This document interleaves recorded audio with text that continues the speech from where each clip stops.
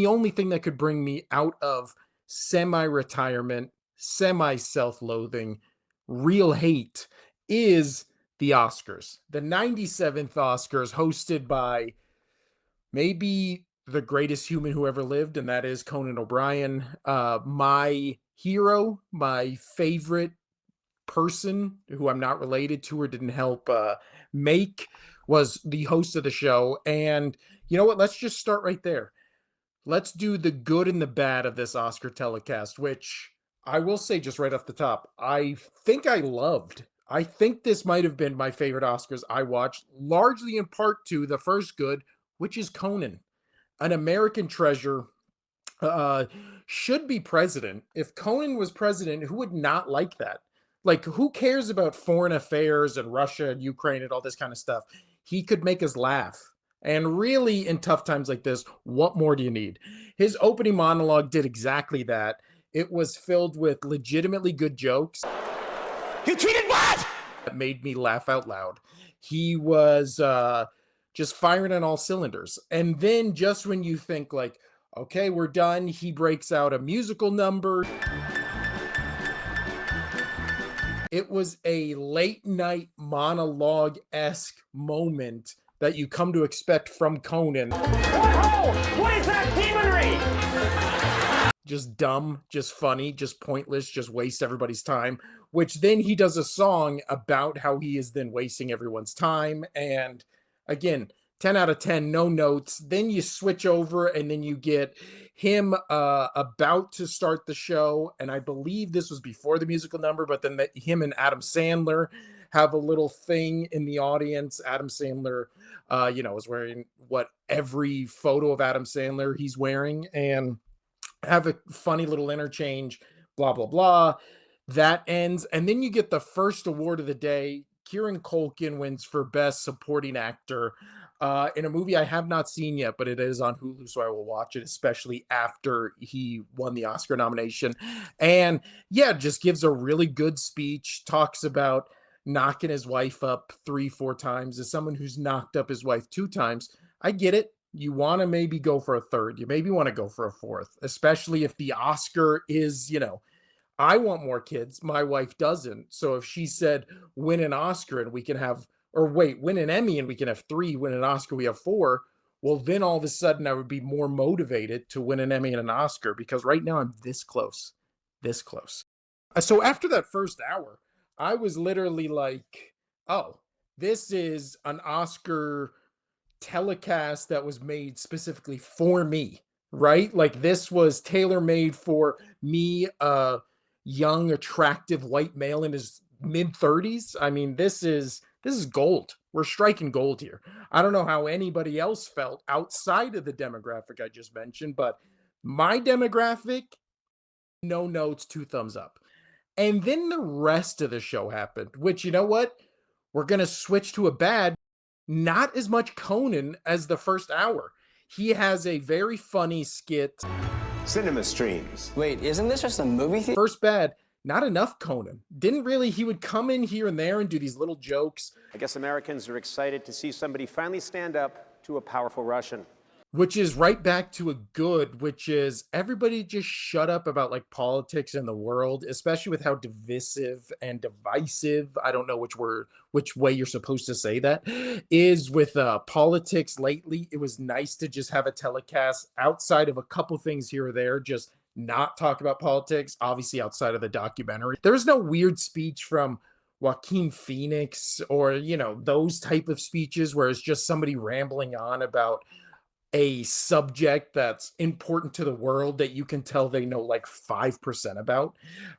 So I will say all the speeches, thumbs up. I've done this before. Thank you. Except let's switch to bad real quick, because Adrian Brody, a person who I just don't think about, like he's never, the last time he won the Oscars, he did that Halle Berry kiss and all that kind of stuff. He also did this on Saturday Night Live. You're mine, you're mine, you're mine, you're mine, you're mine. Which we shall not forget. We cannot forget. He should have won an Oscar for this performance because it's so weird. It's so cringy. It's so kind of what we saw from his speech tonight, which first, going up the stage, he like throws the gum from his mouth to his wife, which right off the bat, you're like, that's weird.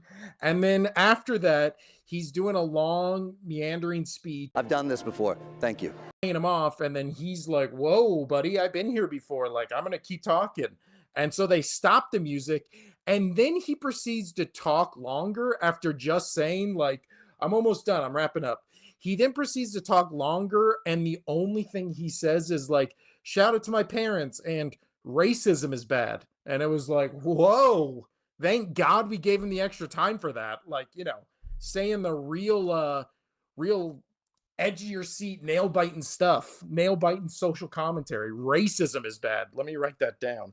But next up, I thought outside of, and again, I'm not even saying he didn't deserve Adrian Brody being that, didn't deserve to win for Best Actor. All the winners I didn't have a problem with, except for Amelia Perez winning any awards. From penis to vagina. But obviously Zoe Saldana is the only good thing in that movie.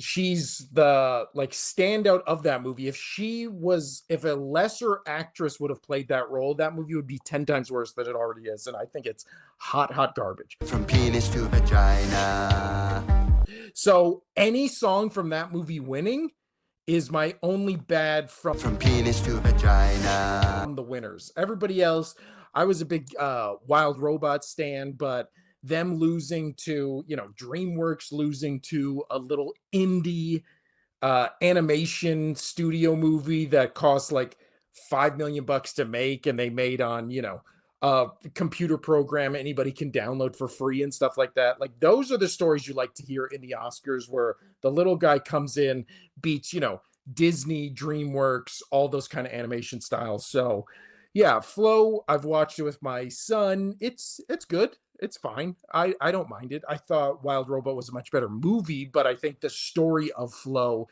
is why that movie probably deserved an Oscar over the Wild Robot. But what are you gonna do? Of all the movies that were nominated for Best Picture, Anora was by far my favorite. So also Sean Baker just knocked it out of the park with what he had to give 4 acceptance speeches tonight. And they said he was the first person since Walt Disney to win multiple Oscars in a single night. I think it was 4. He was nominated. I believe Anora was nominated for 5. They won 4. He won for screenplay, for editing, for Best Picture, and then obviously for Best Actress. He didn't win, but the Anora actress whose name is escaping me, Mickelson, I want to say, I don't know. But yeah, Sean Baker, every one of his speeches was great. The one with pleading to people to go see movies in movie theaters is basically why I started my channel. This is my battle cry. Filmmakers, keep making films for the big screen. I know I will. Going to the movies, I love the experience of sitting down in a theater and watching movies. So this might shock you, I'm not one of those middle-aged white guys on YouTube who bitches about movies, even though you claim to love them. I just love movies. You'll never hear the words woke or dumb shit like that come out of my mouth to describe movies. You'll just hear me talking about movies, which is all I want this channel to be, and which is one of the goods of the night. Is this felt like an Oscar presentation that celebrated movies. And as weird as that sounds, we don't get a lot of Oscars or award shows or really anybody like celebrating movies anymore. I mean, type in movies or movie review or movie discussion, whatever you want to do on YouTube, and it's usually just walls and walls of people being like, worst movie ever, this is garbage, this is all this kind of stuff. And I know I just said that about Amelia Perez, but again, you can say movies are bad, but then you also have to give the praise to the good stuff. And there was so many, there's so many accounts on this website, on other websites, where it's just people endlessly talking about the bad stuff. And then when a good thing comes along, they'll do like one video being like, that was good. And then it's just right back to negative stuff. It was nice to have a non-cynical approach to, hey, we all make movies. There's a lot of people here who are below the line workers who aren't millionaires and are just really into movies and the craft. Let's celebrate that. And Conan if you listen to his podcast, which I have before, and do religiously, is you can tell he's a guy who likes movies, who likes good shows, who likes good movies, and he celebrates those. So it felt so sincere coming from him because it is sincere. And so his love of movies was kind of jumping off the screen, especially during that opening monologue. And yeah, it was just a great night to be what the Oscars are supposed to be, which is just a celebration, not of movie stars or movie studios, but the celebration of just movies and cinema as an art form, which is what I always think the Oscars should be. From penis to vagina.